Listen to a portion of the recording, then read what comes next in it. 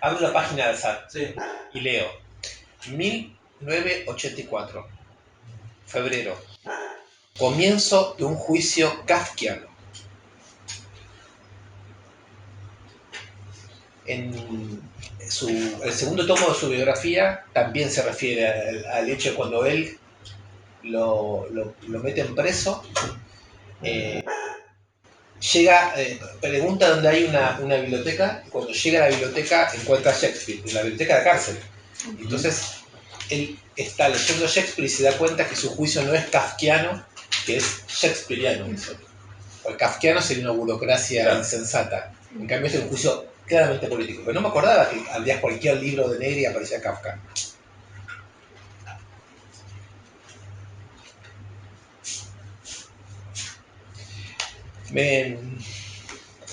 Esta mañana me vi una foto, todos empezaron a subir sus fotos con Tony Negri, ¿no?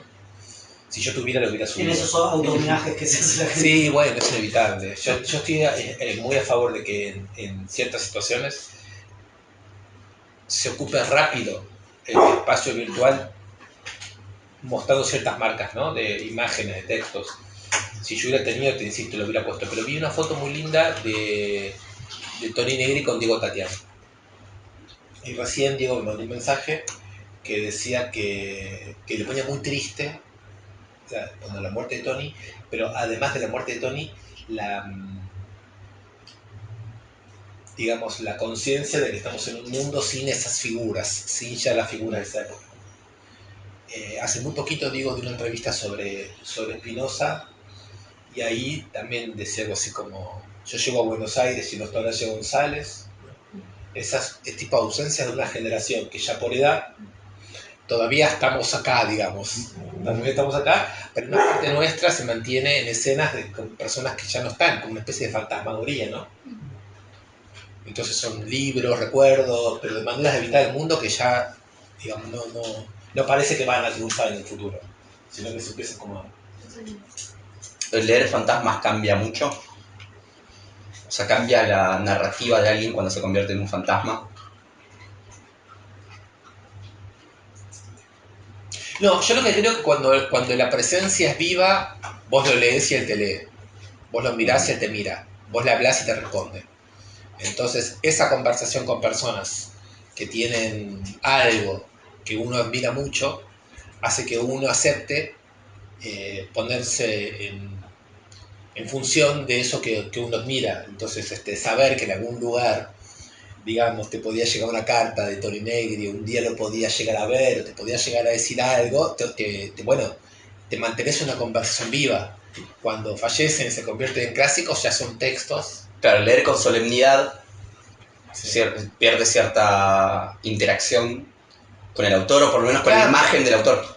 Yo pienso que cuando esos autores fallecen es un poco lo que dice Leon Rositner, que uno tiene que poner como lector algo muy fuerte de uno para hacer revivir lo que puso el otro cuando escribió.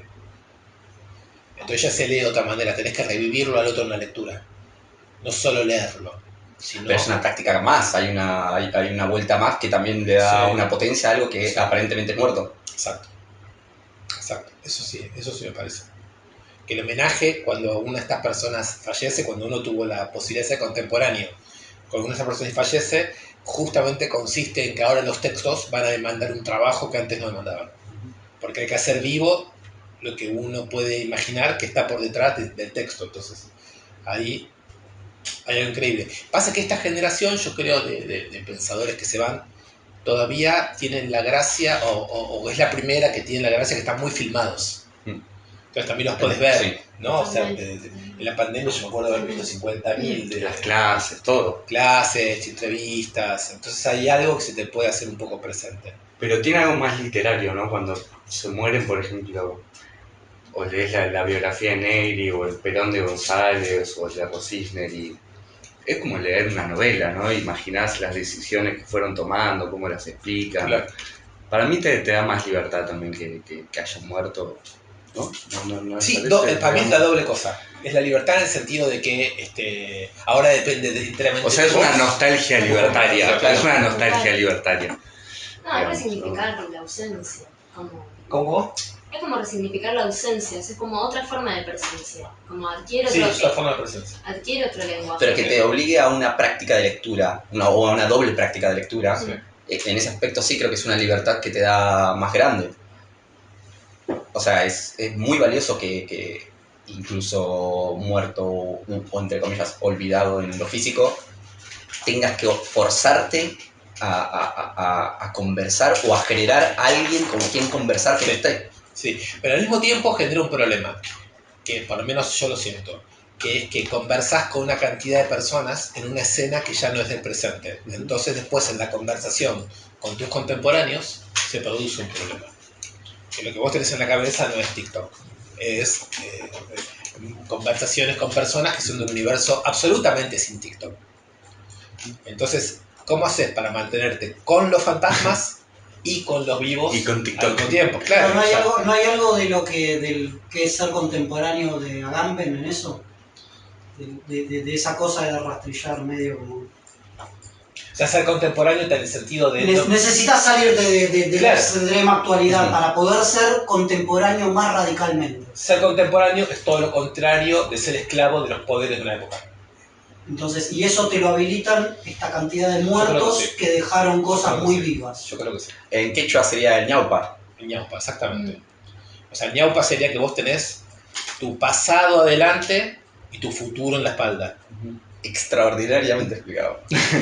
Eso, ¿no? El Exactamente tiempo del eso ñaupa. lo que Me lo acabo de explicó tu decir. mamá. Sí, claro, por eso, pero lo entendiste completamente. Me parece que lo que estás diciendo en este momento me parece muy claro en ese aspecto. Sí. Como abstraerte en ese aspecto del tiempo para reordenarlo, ¿no? Sí. Ahora, digamos algo más. Esta es la verdadera crítica al progresismo. ¿Por qué? Porque el progresismo cree que las estructuras actuales tienen el secreto de una evolución hacia adelante. Y que hay que confiar en eso. Más ciencia, más técnica, más todo, más progreso, más economía, más. Y entonces se irán realizando nuestras ideas y nuestros valores con una especie de proyección hacia adelante de lo que hay. En cambio, si uno tiene fantasmas, si uno tiene un tiempo del ñaupa, digamos así, no puede querer que esto simplemente se proyecte hacia adelante, porque nosotros sabemos que hay una cantidad de pasado entre nosotros que nos va a desviar, que nos va a hacer... No va a querer que la única manera, el único modo de vivir sea una proyección simple del presente. Entonces, eso es una discusión que para mí es muy interesante, que es no dejar hoy en la Argentina que sea la derecha reaccionaria la que le haga la crítica al progresismo. Porque cuando la derecha le hace una crítica al progresismo, en realidad es progresista, la derecha. Confía totalmente en las estructuras actuales, en los modos de vivir actuales y los proyecta, ¿no? Claro que por medio de ajustes siniestros. ¿Vos crees que vivir la política en una función lineal, por decirlo así, limita y solamente te obliga a jugar un juego progresista o lo que sea, ¿no? Porque estás pensando en instituciones o lo que sea hacia adelante, o elementos o Y además, instrumentos? tal como son, es como la propuesta que los poderes actuales nos hacen como única posibilidad. Confiar mucho en que lo que se nos promete se va a dar. Progresismo es fe. ¿Sí? ¿Sí? Es una especie de confianza de que lo que vemos de lo que se nos proyecta hacia adelante es lo único que puede haber. Es un tipo de fe, porque después estaría la fe, ¿no? Decir, no, algo va a pasar. En algún momento se va a ver que el tiempo es mucho más complejo que esto, que el pasado también está acá. O sea, Que hay otras fuerzas que no son las del cielo. Pues, qué complicados que estamos, ¿no? Ahora con las metáforas y las imágenes desde que ganó Milei, tenemos que hacernos cargo de unas imágenes que son muy complejas, porque las fuerzas del cielo son, ¿no? Claro. Macabeos. Toda esa historia ahí que se arma de citas es muy compleja, porque Macabeos es un texto de una batalla nacional popular, digamos, para decirlo como se diría hoy, de una guerrilla de un pueblo contra un imperio. Y que hoy viene, lo usa la derecha israelí, el ejército de Israel, para liquidar palestinos, no para luchar contra el imperio. Y eso luego es traído acá por Milei con una especie de fascinación que a la ultraderecha le genera la ultraderecha israelí. No sé, hay algo que las metáforas de esa derecha israelí que usan cosas bíblicas, Macabeos no están en la Biblia, no están en el Antiguo Testamento, pero que en general se inspiran en los textos antiguos del pueblo judío para generar hoy una mística, una espiritualidad derechista que me parece que de otro lado no pueden sacar. Pero hay algo ahí que lo libertario, en este caso Milei o lo que sea, ¿no? Las fuerzas ultraderechistas, Israelí o lo que sea, que se apoyen en figuras de resistencia, revolucionarias, palabras o lo que sea, que limita a lo demás, me parece. ¿En qué sentido? ¿Cómo lo limita? ¿Cómo resignificás cómo ahora discutís y resignificás esa frase de la fuerza del cielo como, no, esto fue resistencia, no fue esto? Ya si te pones a discutir esas palabras, para mí ya hay una batalla perdida. Para mí hay que entregarlas y reencontrarse con otras. Sí. O sea, como que no hay que disputar que quieren decir otra cosa, no hay que empezar a explicar esto tiene otro sentido. Cuando antes decíamos, nos robaron la palabra libertad o cosas así, me parecía que hay un error en creer que hay todavía una disputa de la palabra. Esa palabra se va a rectificar sola, me parece, hay que encontrar otras. No sé cuáles. No, de acuerdo. A mí lo que me parece es nomás tomar nota de cómo, por ejemplo, en el caso de Israel, se utiliza la Biblia hoy Claro. como parte de un vocabulario político militarista reaccionario. Como tomar nota, como es la operación. No tanto para disputarla, porque quizás nuestra manera de leer la Biblia sería otra. No sería ir a discutirle cada cosa que dice, Claro. sino hablar de otra manera nosotros. Pero es cierto que, por lo menos me pasa a mí, que yo no creí que esta derecha extrema iba a poder tomar tanto del mundo simbólico para desorganizarlo en cierto sentido, pero pensé que una cosa más que no iba a tener tanta capacidad metafórica, digamos, ¿no? El otro día vos decías que a una marcha de Milei no sabes si te pones una esvástica o una bandera. Sí. Pero eso, más allá de ser un quilombo simbólico y una realidad, no habla de su fuerza extraordinaria, de su potencialidad política, porque podés decir lo mismo a una plaza de Perón. No sé si podés decir lo mismo a una plaza de kirchnerismo, que era simbólicamente mucho más estricto, me parece. No había tanta No estoy ambigüedad. tan seguro con lo de Perón. ¿Por qué lo de Perón? Y porque una plaza de Perón podían confluir probablemente. Pero yo, la imagen que me hacía, nosotros fuimos el domingo Por a la ejemplo, plaza, ¿no? la historia de Montoneros. ¿no? Espera, O de Tacuara. nosotros fuimos el domingo a la mañana a la plaza en que asumió Milei. Sí. Yo te vi, estabas al lado mío. Sí, por ahora tu empiria está bien. Sí. Esencialmente histórico, sacando la parte económica al ver, 100 años. Cuando la plaza peronista de los 70, Sí. vos no tenías una mezcla, tenías un enfrentamiento en torno a Perón. Tenías la izquierda peronista y tenías la derecha peronista. Ahora nosotros fuimos a la plaza y no hay por un lado los nazis y por otro lado no. No, pero acá son dos niveles ya. El peronismo yo sí creo que puede aguantar en una plaza. Peronismo, como dijiste, estoy 100% de acuerdo. Derechas y 24 de marzo. O sea, lo admite, puede admitirlo. El kirchnerismo no tanto. El kirchnerismo es 24 de marzo. Solamente no admite lo otro. Pero Milei tiene una plaza no llena, no importa, pero de gente que es fundamentalista de él, me parece. Pero la gente que lo hizo ganar no va a la plaza porque la plaza no significa algo para ellos. Por eso, es muy distinto. No significa que no pueda llenar la plaza. No la llenó todavía, es lo que sabemos. Son dos cosas. O sea, no. La gente que votó a Milei usa de resistencia no llenar esa plaza. Eso te estoy diciendo. A ver. ¿Por qué? Yo creo que la gente repito, la gente que hizo ganar a Milei no es lo mismo la gente que lo bancó a Milei. Estoy hablando de los que lo hicieron ganar. Tiene que la haber diferencia. alguna relación entre una y la otra. No, obvio, una coincidencia política. Hay una tiene que posibilidad tener. que es esta. El que votó a Milei lo hizo para desentenderse de la política, no para hacer política. Exactamente, y resistencia no es no llenar esa plaza. Esa plaza tiene una significancia política que querés rechazar. Vos no querés llenar la plaza del 24 de Vos marzo. rechazás la plaza. Vos rechazás No la querés plaza. ocupar la plaza. O sea, llenar la plaza para Milei, con el amplio espectro que lo votó ahora, no con el 30, sino con el amplio, es no llenar la plaza. Entonces eso quiere decir que el fenómeno de Milei es muy distinto a lo que hablamos antes de Israel, para empezar, porque ahí sí que hay una unidad popular movilizada, armada, digamos, muy fuerte. Pero con lo que decías del peronismo, Facu, me quedo pensando, porque, insisto en esto, ¿no? No estoy de acuerdo. En la imaginación que tengo de un muchacho que dice, bueno, yo como ultraderechista, ¿no? Argentino, me gustaría ponerme una esvástica por fin, ¿no? Y salir, pero no puedo llevar la esvástica a una plaza en donde el presidente habla de Hanukkah. Sí. Quizás hoy esa juventud libertariana, como leí por ahí, considera que el antisemitismo es de la vieja derecha y que perfectamente puede convivir Maguen David con una política reaccionaria de esas que los judíos padecieron en Europa. O sea que se completa el giro por el cual no se puede ya con una esvástica esa marcha.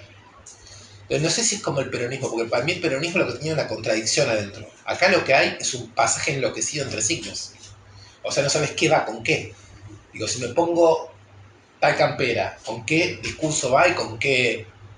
Sí, es una especie de caos, de caos de signos. Pero ese mismo caos hace que se admitan demasiadas cosas también. Es un valor en ese aspecto. Que se admitan muchísimas cosas porque no hay una especie de límite a la cual Claro. salvo un kirchnerista, una feminista o no sé qué otra cosa, un izquierdista, todo lo demás entra. Realmente puedes ser un judío y hacerte señal de la cruz cuando entras a la catedral, como dicen. Claro, O sea, sí, realmente puedes eso es hacerlo. así. Eso funciona así ya. Pero es un valor gigante. No sé cuántos cuadros políticos te pueden decir tan claramente acá vale todo y acá incluimos todo. Así. No, creo que eso ya no es cuadro político, creo que eso ya es un operador de mercado. Alguien que no es preso de la mercancía que vende. Es decir, yo puedo vender lo que llega. Puedo vender esto, puedo venderlo, no me quedo comprometido con ningún lenguaje. Es el máximo libre mercado de la religión, de lo simbólico, de todo. O sea, es realmente libre mercado. Me parece que es más parecido a un libre mercado que a un cuadro político súper genial. Sí, no hay fuerza simbólica, hay solo signos. Todo según su valor de cambio, digamos. Pero eso no... ¿Vos crees que es... O sea, no es simplemente que lo banaliza. Lo resignifica, no es lo mismo, me parece. Creo que no está banalizando símbolos o signos. Lo está resignificando. Yo creo que lo está, primero, deshistorizando. Sí. Lo está desarraigando de una potencia histórica que tuvieron. Dale. Por un lado. Sí. Por otro lado, se ponen en una situación en la cual lo que puede pasar es guita y atención. Si uno dice que eso es banal, como yo diría, siempre corro el riesgo de decir, me estoy perdiendo cosas que efectivamente están pasando ahí, Claro. porque lo desprecio. Entonces yo lo diría así, para mí es banal, pero no es despreciable. Es banal respecto a la antigua profundidad.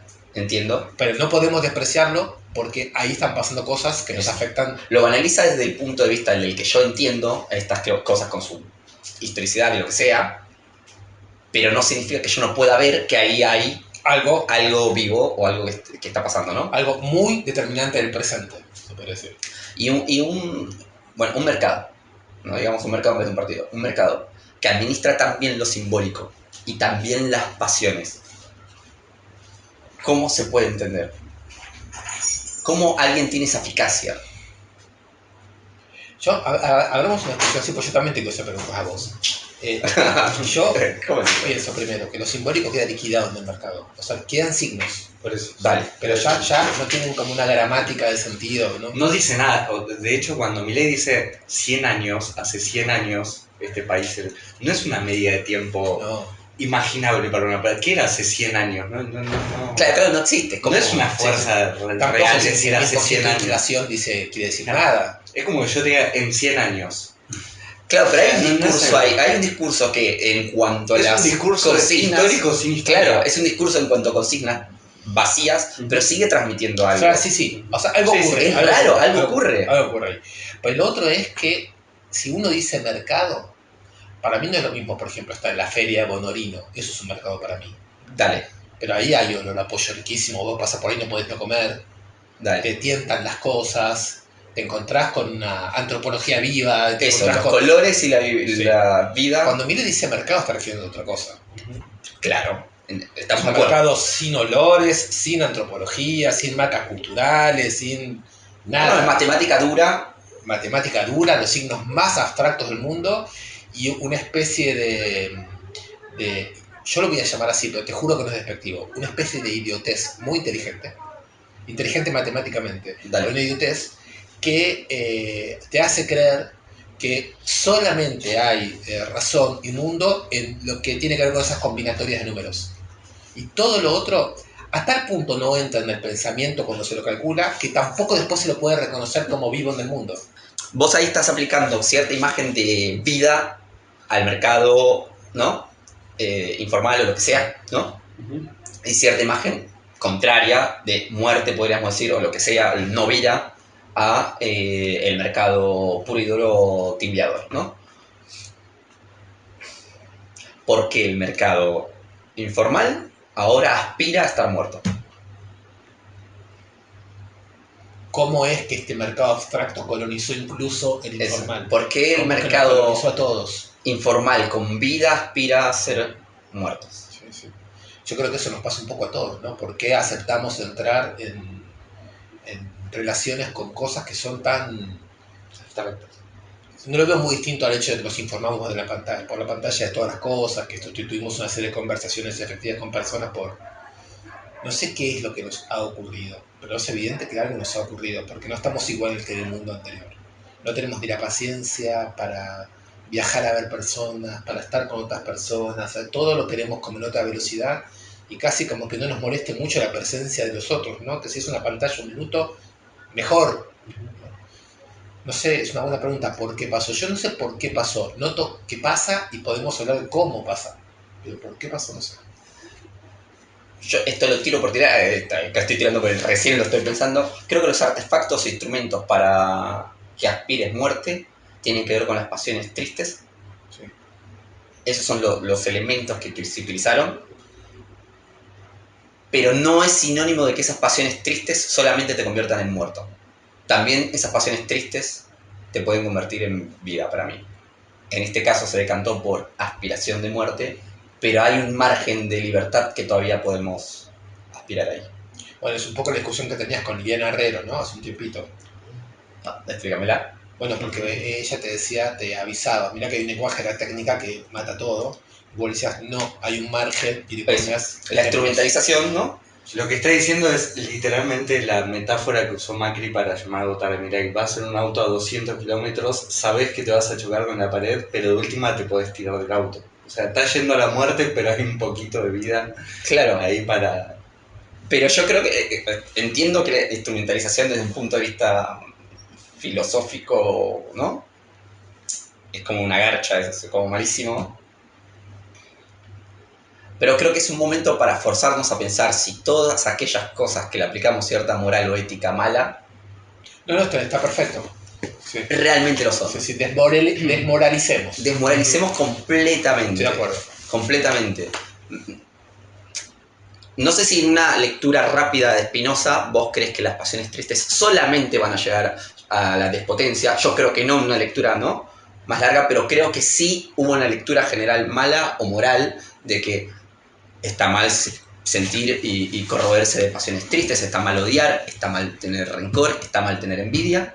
Y la pregunta hoy en día sería, saquemos la moral filosófica incluso de Spinoza o de lo que sea. Puede ser una mala lectura, no, pero es la lectura que hay. O progresista, o militante, no importa. Y preguntémonos si realmente está mal, si realmente nos puede potenciar o no. Todas esas pasiones. Para mí es el momento de pensar esas pasiones, A ver, no las pasiones alegres. Porque por un lado, digamos, vos lo que estás diciendo es, esta situación en la que estamos viviendo fue construida en base a pasiones tristes. Sí.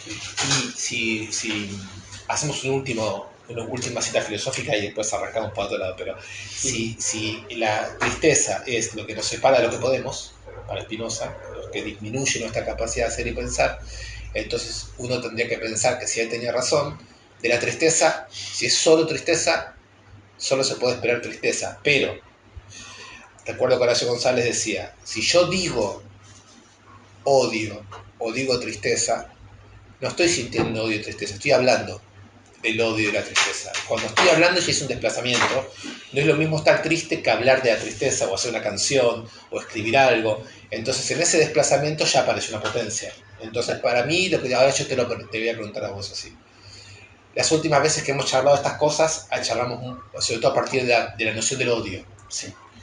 Y vos me decías que hay algo con el odio, que quizás en algún momento lo ligaste más a Milei, y creo que ahora lo desligás más de Milei, te pregunto. lo ligás más a otras cosas, que habría ahí una especie de actividad a pensar sobre el odio. ¿Querés ir por ese lado? Sí, en primera instancia creo que está muy bien lo que decís, creo que el sentir odio o pasión triste, como decís, sentirla nada más te deja en inacción. Y el hablarlo ya es como desplazarte, ¿no? Agarrar y comenzar una potencia. La cuestión es que no se habló. Nos prohibimos, estuvimos prohibitivos de hablar de eso, porque justamente la moralidad actuaba. La moralidad es lo que llamamos lo políticamente correcto. Lo políticamente correcto sería, claro, en estos años. Desde, te repito, desde el progresismo hasta lo filosófico, hasta lo religioso, lo que quieras. Pero hay algo políticamente correcto que nos prohibió hablar de eso. Sí. Y politizarlo, Bien, sobre todo. estoy de acuerdo. El que sí lo politizó fue Milei. Y lo hizo bien. Fue muy eficaz y fue muy inteligente. Creo que cuando Milei asume gobierno, por lo menos la imagen de todo el partido asume gobierno, esto se lo echaría a algún escritor seguro, pone a disposición esa pasión. Porque se pone en un papel en el que ya no puede simplemente alimentarlo. ¿Me explico? Pues es que abre una puerta ahí. Abre una puerta, hay una condición de posibilidad ahí. Pone a disposición eso. Se le puede, si se politiza, si se habla, si se vive, si se lo que sea, se le puede volver, o al revés, porque lo pone a disposición también. O puede ser peor. Pero en este momento está en juego, lo que está en juego es el humor social y esas pasiones. El odio, el rencor, la envidia. Lo puso en juego Milei al asumir el gobierno, para mí. Sí. Es el momento en ese aspecto. Yo la sensación que tengo es que los puso en juego, pero lo puso en juego de una manera en el que no se puede procesar y hablar de esas cosas. Se las vive a flor de piel, se las exhibe, pero no hay un escenario en donde podemos preguntarnos, por ejemplo, qué hacemos con la frustración, qué hacemos con la desesperación, si podemos constituir en relación a eso algún tipo de fuerza, si la fuerza puede ser transformadora. Eso está prohibido. Alguien llega a animarse en la plaza como la que estuvimos con Facu, decir, che, ¿qué hacemos con la frustración, la desesperación, la bronca? Inmediatamente sos una persona aniquilable, ¿no? Como decía Kafka, uno que hace preguntas sobre cómo se habla se vuelve sospechoso para los otros. ¿Por qué? ¿Por qué? ¿Por qué querés hacer algo con la desesperación? Acá estamos los desesperados, punto. No hay que convertir esto en otra cosa, no hay que procesarlo. No Eso es lo que actúa hoy en día, vos decís. Es lo que yo veo en la plaza, es lo que yo creo ver en los lenguajes de las redes sociales. Está el odio, está el resentimiento, todo. Pero está muy individualizado y está muy como fiesta de una, ya te digo, de un mundo que no va más allá del dinero y que no se hace, no es que a partir de eso, todavía, lo que vemos hasta ahora, lo que yo veo hasta ahora, no veo que eso tenga una escena contigua, una escena en donde eso se convierte en otra cosa. No, claro, por eso te dije, está puesto a disposición ahora. Pero ponele, el rencor, yo el rencor lo entiendo como una posición expectante, ¿no? O sea, lo entiendo el rencor como un paso previo a sentir el odio. Tuvimos 4 años, 8 años, 10 años de estar expectante ante algo que es la fiesta, la joda, el dinero, el consumo, lo que sea, expectando y acumulando. De otros. En inacción, de otros, claro. De fiesta de otros. Vos estás en inacción. Tipo la fiesta de Alberto en medio de la pandemia. Claro. Estamos en inacción nosotros, con el rencor. Y es acumulable. Es una pasión triste que es acumulable y que en ese aspecto te inmoviliza, ¿no? Pero ser expectante o ser espectador también te da una lectura. Y ahí ya hay una inteligencia, ahí hay algo que recolectar. Ahí ya que... no hay, yo digo, ahí ya no hay solo pasión triste, ahí ya hay una potencia lectora. Ya hay algo más. Sentir el rencor y saber el por qué sentís ese rencor y por qué se te está acumulando, es una inteligencia de leer algo. Ahí hay un juego ya. Para mí eso decanta en el odio, ¿no? En algún momento. Por X razón. La casta, digamos. Claro, el odio a la casta. Que ya te mueve de una posición. Entonces ya hay una vitalidad.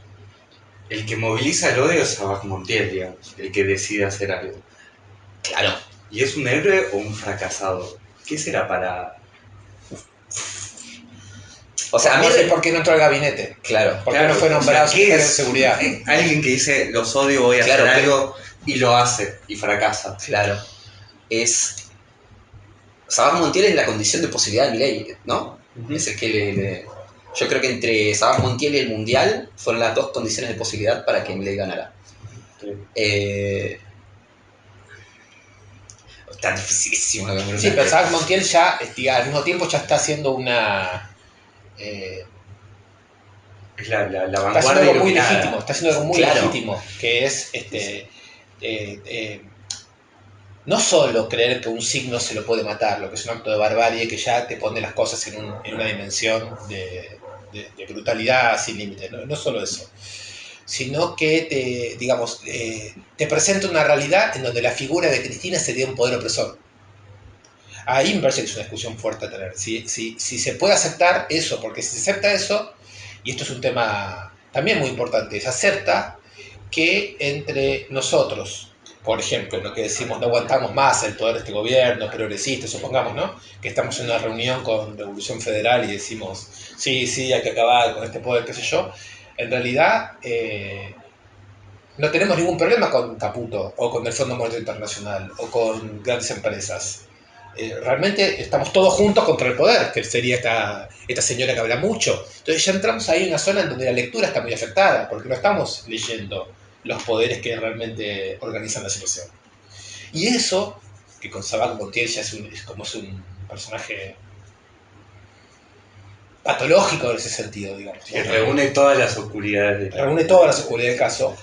Yo creo que aparece hoy de vuelta cuando aparece Milei y dice, bueno, ahora que estamos libres, ahora que nos hemos sacado la casta de encima, ahora que te rompo el culo, te aumento los precios, te congelo los salarios, reviento los jubilados, subo todas las tarifas, quizás te privatizo empresas, y uno se quedaría entonces, uno cree, ¿no?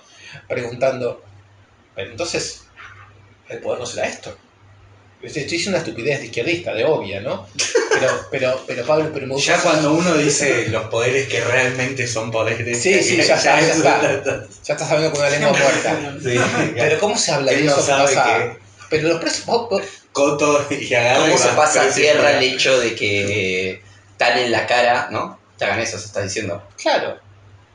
Vas al supermercado y no podés comprar una leche porque pasó 500 pesos, 800 pesos. Yo no sé si lo que voy a decir es la respuesta, no lo sé de verdad, pero en una villa no pagas impuestos. Bien. ¿Qué te están aumentando? La nafta.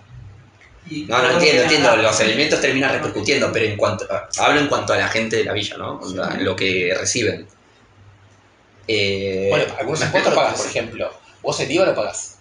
Porque cuando compras cosas... Cuando compras cosas terminas pagando, alguien termina pagando, lo entiendo, es una estás cadena. pagando el Pero- doble cosas. Claro. Pero a lo que me refiero es que como Más imagen servicio, está ¿no? muy cuidado en ese aspecto el discurso, porque en lo efectivo no, en lo efectivo sí te va a repercutir. Sí. Pero en cuanto a imagen, la gente pobre la siente muy lejano todavía eso. No estoy diciendo que no le va a afectar, sí, obvio que sí. Sí, ya te está afectando, ¿no? Porque Pero, claro, obvio. Pero, a ver, vivo con economía en negro, no pago impuestos, no estoy bancarizado, así que no me jode. Hay algo en el medio, hay un margen ahí de jugar y cogerte. ¿No? Así que hay un cálculo de flujo de dinero que no pareciera estar tan afectado directamente por lo que está ocurriendo. Exactamente. Tenés una imagen de que solamente está afectando a lo bancarizado, y lo bancarizado no sos vos. No sos vos. Después el efectivo obviamente te va a coger, pero vos no sos el bancarizado. El bancarizado son ustedes. Sí, no tenés, digamos, ahí lo que estás haciendo, Pablo, yo creo es abriendo una discusión que sería que bajo la idea de economía informal no hay solo pobreza. Es decir, una de las cosas que siempre vemos es que están, por un lado, los trabajadores formales, Dale. sus derechos, sus ingresos, su jubilación, Pero por otro lado, creció muchísimo el trabajo informal, Sí. que no tiene la posibilidad de negociar salarios en paritarias. Nunca. Por lo tanto, son los principales perjudicados de todo tipo. Y que viven en el libre mercado hace muchísimo tiempo. Claro, pero normalmente lo que nosotros pensamos es que son los principales perjudicados económicos. Y por ahí no. Y vos estás diciendo que por lo menos una parte de eso no. Tengo una pregunta. Ahora que nos cogieron precios, ¿no? Lo que consumimos sale más caro. ¿Qué va a pasar con la Avellaneda y la Salada? ¿Va a fundirse No. o va a explotar? En 2001 la Salada explotó, no se hundió. Y uno se preguntaría ahora cómo será eso, porque por un lado lo que todo el mundo está anunciando, y si esto sigue así parece muy inevitable, es que va a haber un freno de la economía muy grande. Sí, sí, de hecho ellos mismos lo dicen. Sí. Acá viene el pero. Pero la inteligencia popular de la gente marginal y de esas economías informales van a hacer que de alguna forma se repongan a eso. Esa es la diferencia con la sociedad que Pero apunta al lo que se supondría es que una baja general de circulación económica y hasta de ingresos, va a haber quien se ocupe de producir un intercambio económico en ese nivel más bajo económico. El que se va a hacer cargo de la economía hecha mierda va a ser el mercado informal, y el mercado informal es la gente que votó a Milei. Avellaneda y La Salada. ¿Y a vos te parece que entonces no hay ruptura en ese sentido, en esta imagen que estás haciendo, entre ese votante de Milei y Milei, por estas medidas? No hay ruptura. Sí, lo frené, pero sí. No hay ruptura. Yo creo que realmente hay una sabiduría de, por ejemplo, estamos hablando de los grandes mercados informales, ¿no? Por eso pongo de ejemplo la Avellaneda y La Salada. Hay una lectura de que realmente hay una oportunidad acá. Ya vivimos el 2001 y fue una oportunidad, la tomamos y se decantó en La Salada. La oportunidad sería que todos aquellos que compraban antes en blanco, ahora van a comprar informal. Claro. Ya la clase media estaba consumiendo Avellaneda. Está acá, estamos contentos. ¿Cuántas? Sí, de 15 cuadras estamos. Ya estaba consumiendo. ¿Qué va a pasar ahora? Aún más. Es un mercado abierto. Es un libre mercado de verdad. Y hay una oportunidad ahí. Y esa oportunidad no te la dio ni Alberto ni Macri en ese aspecto. ¿No? Entonces, ¿rompe con Milei eso? No lo Pero sé. vos porque inscribís esto dentro de las cosas que se pueden pensar desde la crisis, ¿no? Hay una Claro. cantidad de estrategias que se pueden tomar La inteligencia. desde el momento en el cual estás en un estado de crisis, y hay personas que están por experiencia, por distintas experiencias, mayormente acostumbradas y tienen una inteligencia y una velocidad mayor Sí. que Sí. otras. Eso, vos decís que puede ser traducido a un gracias a Milei.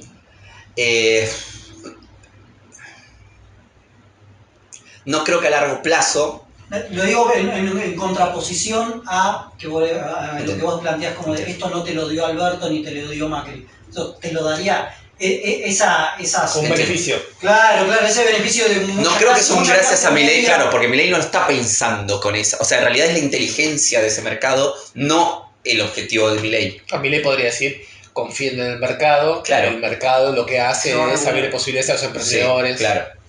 Pero, no, claro, en cuanto a discurso no sería un gracias a Milei, pero de la misma forma que en los 90 con por Cavallo, ¿no? Sería lo mismo en ese aspecto. Sí, o con Menem. Con Menem, sería con Milei. Claro, la historia que te contaría es con Milei, mi taller textil, ¿entendés? Creo que va por ese lado. Y hoy hablé con una persona y me dijo, o sea, agregaron los domingos a Avellaneda a fin de año ahora. No hay plata supuestamente. ¿Cómo agregaron los domingos? O sea, los domingos generalmente está todo cerrado. Pero digamos, en la lógica que estás haciendo, Pablo, habría una especie de realmente un abismo, ¿no?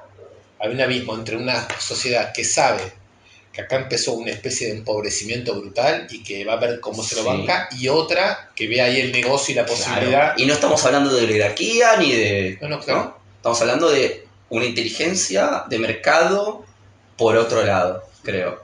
Y me parece... Tengo una imagen para no es contraponer, sino como un pasado muy reciente de una lógica similar.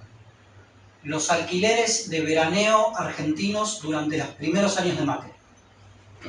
Después de las devaluaciones que hizo Macri, ahora yo no recuerdo si era 2016 y demás, hubo una especie de esperanzas en quienes tenían casa en la costa o demás, en decir, no, como la gente ya no puede veranear en Brasil, sí, en Cancún y qué sé yo, la costa va a estallar. Yo recuerdo que en los años en los que todos se podían ir a Cancún, Brasil y no sé qué, igualmente la costa estaba estallada. Claro. Entonces, y si bien estuvo esto de de una cantidad de gente que antes veraneaba en Brasil, que bueno, se fue al Mar de las Pampas. Tuvo una mecha muy corta, tuvo una temporada. Ya la siguiente temporada hubo una merma de los alquileres, de las reservas y todo, que todos los que tenían casa en la costa putearon al borde. Estoy pensando en esas estrategias, capaz que más clase medieras de quien tiene una casa, un departamento en la costa.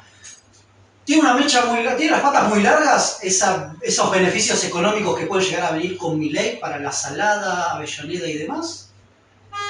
Yo creo que para la Salada de Avellaneda sí. O nos hacemos la Navidad. Yo creo que para la clase media no, porque la clase media, la traducción de lo que decís hoy en día sería, en vez de ir a la costa, alquilarte una quinta. Entonces es como un margen muy chico de potencialidad y de crecimiento económico. De hecho, creo que la clase media la va a comer bastante fuerte, la va a sentir bastante. Y en cambio, en la Salada y Avellaneda y los mercados así, parece que hay una margen, justamente como no estuvo regulado, muchísimo más grande. Muchísimo más grande.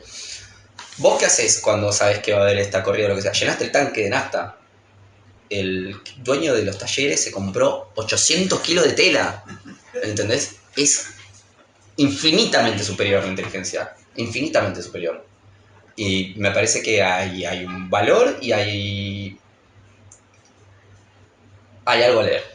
Me parece que lo que estás viendo vos es que habría entre Milei y un nuevo sector. Es difícil de nombrarlo de alguna manera, porque uno no puede decir de trabajadores, porque muchos son talleristas, empresariado popular hacia adentro muy fuerte, ¿cómo? Un empresariado popular. Claro, todo tipo, porque hay una cosa empresarial, ¿ves? Sí, hay por un lado una empresarialidad y por otro lado también hay una especie de proletarización muy elemental. Yo me acuerdo en algún momento cuando veíamos más de cerca las migraciones de jóvenes de Bolivia para trabajar en los talleres. Directamente a los talleres. Directamente a los talleres, que eran menos que proletarios, porque les sacaban el documento, el pseudo-esclavitud. Sí. Entonces, toda esa economía con todas esas contradicciones informales. Por otro lado, el gran ciclo, digamos, de la gran oligarquía argentina, que se endeuda, fuga sus capitales, y a la mitad lo que estaría siendo sacrificado es un universo que llamaríamos de lo público, de clases medias y sectores muy importantes de los trabajadores, porque, por ejemplo, automotrices, trabajadores de industria, todo eso que ahora tienen impuestos, que no van a tener ningún tipo de apoyo público, que va a haber recesión. No es solo, como dice Milei, no es solo la casta, ¿no? Diciendo lo público. Es decir, hay toda una clase media y trabajadora, que hablemos de docentes, que hablemos de una cantidad muy grande de figuras, eso sería la zona que va a ser sacrificada en el esquema que estabas planteando. Sí, yo creo que sí, pero tiene que ver, primero, bueno, con las medidas Milei, obviamente, pero con la sabiduría de la improvisación. Estamos acostumbrados a improvisar nosotros, cosas que la clase media no. Vos sos docente y sos docente. Alguien que es tallerista no es solo tallerista. Tiene más capacidad, digamos, más utilidad. El tema que más me preocupa del asunto es, porque vos lo estás poniendo en dos términos que creo yo, no digo que vos lo digas así, yo lo digo así. Tendríamos la vitalidad del que improvisa, sí, la potencia del que puede invertir, puede rápidamente ver el negocio, puede organizarlo, y de otro lado una parte de la sociedad más quieta, que tiene sus cargos garantizados. Una castita. Bueno, ponele, lo podés ver así, también lo podés ver como que es la historia de la clase trabajadora argentina, o bueno, en fin. Me cuesta mucho pensar grupos docentes como casta. No, yo sé. Entiendo. Visto desde ahí, se lo podría ver como un estrato fijo. Lo que me parece, y me parece toda una pregunta, es si tiene una potencia política este sector más informal y desde el punto de vista del mercado más activo, es decir, o si eso viene acompañado por una gran reacción política, por un gran goce por la destrucción de sectores obreros medios, de lo público, que eso tiene que ver con bibliotecas, con toda una parte también de la cultura. Es decir, si hay me encanta que eso se dinamite, ¿entendés? Me encanta que eso se dinamite, porque ahí sí que el abismo es gigantesco, porque por un lado económico, por otro lado a nivel cultural, pero también a nivel sensible. Vos estás preguntando si la economía popular esa tiene una cuestión revanchista con... ¿no? digamos, si es politizable, porque si no es politizable es casi como, es casi como una masa de maniobra, o por lo menos un grupo muy afín a las grandes lógicas del capital, y el punto de sacrificio es un punto de sacrificio de una cantidad de personas que... Yo creo que sí es politizable en un aspecto... Impolitizable. No, politizable. politizable. Porque sí o sí hace que aquella fractura social que hubo entre la clase media y coso se diluya. ¿Me explico? La clase media sí o sí se ve forzada a compartir espacio, mercado sobre todo, y consumo con esa clase social. Y ahí se borra una frontera, por lo menos por un tiempito, porque claramente apenas puede la clase media la va a volver a forjar. Pero creo que si se borra esa frontera, te obliga por cuerpo, por vida o por transitar la ciudad Que va a haber más a cruces, pensar sí, política, el más cruces. encuentro. El encuentro te obliga a una Pero es un cuestión encuentro política. de dos fuerzas muy desiguales, porque una, digámoslo así, estaría disfrutando de una situación, mientras que la otra está sufriendo esa situación. En una escena del mercado, según decís. En la escena del mercado, yo estoy En la hablando, escena claro. del mercado es todo el encuentro. Ah. Es una reversión de Piquete y ahorrista, digamos. Es una reversión, Es la exactamente. revancha Claro. de los piqueteros contra los ahorristas. Claro, anda por ahí, pero... O sea, claro, cuando se juntaron los piqueteros y los ahorristas, pero me parece que... Pero ustedes podrían, digamos, lo que llamaríamos las organizaciones piqueteras, lo pondrían del lado de este nuevo mercado popular. No. ¿Sí? No, por eso ahí también hay... Por eso digo, como ahora está en la lógica del mercado, yo creo que... No es la economía popular. No entra en relación con la economía popular eso. Yo creo que como es lógica de mercado el encuentro en el que se va a dar ese cruce, lo que va a garantizar la empatía de los cuerpos va a ser o situaciones violentas o de fiesta. O sea, los encuentros reales son los sí. encuentros. Pablo, y cuando vos hablas, volvamos sobre el punto anterior, cuando hablas del odio, Dale. ahora, Sí. ¿cómo reconstruirías todo lo que pensás del odio con respecto a lo que estamos hablando ahora? ¿Quién tiene odio? ¿Qué tipo de odio? ¿Odio contra qué? Yo creo que en este momento tenemos odio al no pertenecer, al no estar invitados. Y creo que el no sentirte invitado a algo a la larga te genera, te hace querer aspirar a tu propia fiesta a la cual invitar. ¿Cuál sería la fiesta que vos decís, te parece que en este momento no estás siendo invitado? ¿Dónde la verías? En este momento justo no, porque asumió mi ley, ¿no? Por eso, a eso voy. Eso quiero saber. Compañero Pablo, ¿qué piensa la primera semana del gobierno de Milei? Pienso que Milei nos está diciendo a los que seríamos el público que apunta para con él, ¿no? Que lo banquemos, que no sola, como algo así como ustedes están dispuestos a pagar con cuerpo que los haga mierda a estos, lo voy a hacer. Y nos convenció de que nuestro cuerpo lo tenemos que entregar a ellos. ¿Me explico? Es decir, que nosotros tenemos que pagar físicamente el costo de las reformas que él va a hacer, porque esas reformas, por nuestro sacrificio, serían parte de lo que nosotros... Esa sería la aspiramos. lectura positivista de la primera semana de Milei. Sí, vamos a entregar libertad al cuerpo para que hagas mierda a los otros. Y todavía ese cálculo tiene un margen. Obviamente va a llegar el margen en el que no sea potable, pero hay un margen ahí todavía. Podemos entregar más cuerpo, sabemos que tenemos más cuerpo para entregar, tenemos un cálculo hecho de nosotros mismos que hace que sepamos que nuestro odio supera las libertades y cuerpo, sacrificio, cansancio, dinero, lo que sea, siempre y cuando paguen igual los demás. O sea, es una escena un poco dura, ¿no? Sangrienta, Es violenta. punitivista, sí. Sí, pero sobre todo porque sería una parte de la población que está dispuesta a ser ajustada con tal de que el ajuste caiga lo más violentamente posible sobre otros. Pero cuando ves... Y sabiendo que va a ser injusto, sabiendo que aún así probablemente nos rompamos el culo. Con que Claro, paguen eso un iba a decir, poco, eso iba a decir. con que paguen un poco de lo que pagamos. Pero, está a bien. ver, pero por ejemplo, tenés este tipo, Elstein, No. Es un super millonario argentino que ahora está en los medios porque parece que él alquilaba una de las habitaciones del Hotel Libertador, que es donde lo tenían ahí, no sé si de rehén. Él le pagó la habitación. Sí, lo llevó a Estados Unidos. Pagó el pasaje de avión, creo que también del embajador norteamericano y de Milei a Estados Unidos para que vaya la a ver semana la anterior liga. a qué cosa. Sí. Él es una figura de Chabad Lubavitch, este grupo de este movimiento judío ortodoxo. Entonces, tipos como él, o el Bergheim, ¿cómo se llama? El grupo Bergheim, Sí, Adrián Huerta. que también no sé cuánta plata puso, ya tiene embajada norteamericana. Es decir, como la historia de los grandes ricos, digamos, argentinos, que prácticamente se apoderaron de Milei y de zonas enormes del gobierno, Dale. que están armando un esquema de negocios fabuloso, que ya con estas medidas, por ejemplo, los exportadores van a quedarse con la cantidad de guita de todos nosotros que te... Dale. Entonces, ¿cómo ver ahí una escena de justicia? Hecha desde donde quieras, digamos.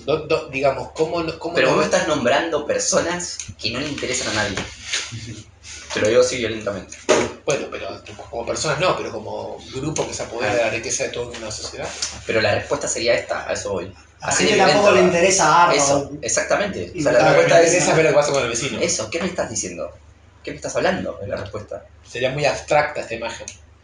Pero no entiendo por qué es abstracto esto y no es abstracta la fiesta de Alberto Fernández en la pandemia. Por la foto. O Insaurralde, o... Claro, Insaurralde en Marbella. ¿Por qué lo que hace? No, porque el capital de Milei es que justamente no está hace 20 años en el gobierno. También lo que quiero decir es que llega y sus medidas favorecen ampliamente no a los Pero sectores. no existe, para eso voy. O sea, las personas que vos me nombrás no existen. No son figuras políticas, nadie sabe quiénes son. No hay fotos Existen, en ¿sabes lo que los quiero decir? diarios, Claro, son, qué sé yo, Los son carteles. Chabrán, ¿entendés? Son, o sea, no. En el imaginario popular, yo voy y le digo, escúchame, está haciendo negocios con sus amigos, y no es algo extraño de escuchar. Entonces lo que está diciendo es que son los medios los que van poniendo el foco sobre aquellos a quienes hay que justiciar y a quienes no. Claro, bueno, pero me parece medio obvio. No, me parece también obvio, pero al mismo que me parece obvio, pero me hace desconfiar mucho de la posibilidad de politización de estos sectores, eso te digo. ¿Vos crees que él es un odio porque sí? Y como no tiene una lógica... No creo que el odio sea porque sí. Digo que desconfío mucho de lo que hasta ahora hemos visto como capacidad de elaborar ese odio. Uh-huh. No digo que sea injustificado. O sea, la desigualdad económica justifica el odio, las fiestas justifican el odio, los privilegios justifican el odio. Hay todo un sistema de injusticias que me parece que sí, que justifican mucho el odio. Yo no me parece que se pueda decir el odio es malo porque es una pasión triste. Lo que digo es que el odio vale lo que vale según lo que se haga con él. Dale. Sí. Que si termina siendo un odio muy manipulable por una élite, entonces Milei pierde su lugar romántico de ser alguien que entra en alianza con los que tienen un odio justo, Claro, para producir una transformación, y se convierte en un muñequito, digamos, desde el comienzo, más o pero menos. justamente te estoy diciendo que para mí es una oportunidad, porque Milei ya lo pone a disposición asumiendo ese gobierno. Entonces, lo que vos te imaginas es que ese odio va a desbordar la manipulación y va a producir algún tipo de movimiento propio. Claro, o sea, lo que va a pasar es, para mí... Estás profetista hoy. Hoy estoy sé yo. Si le erro se borra el video. No, le vamos a ahorrar todo. Pero a lo que voy es esto, creo que la pelea real es el humor de la sociedad y pasarse estas pasiones tristes de un lado y del otro, ¿no? Odio, rencor, envidia o lo que sea, ir pasándosela y de qué lado cae. Y en este momento la vitalidad está en el lado que caen las pasiones tristes.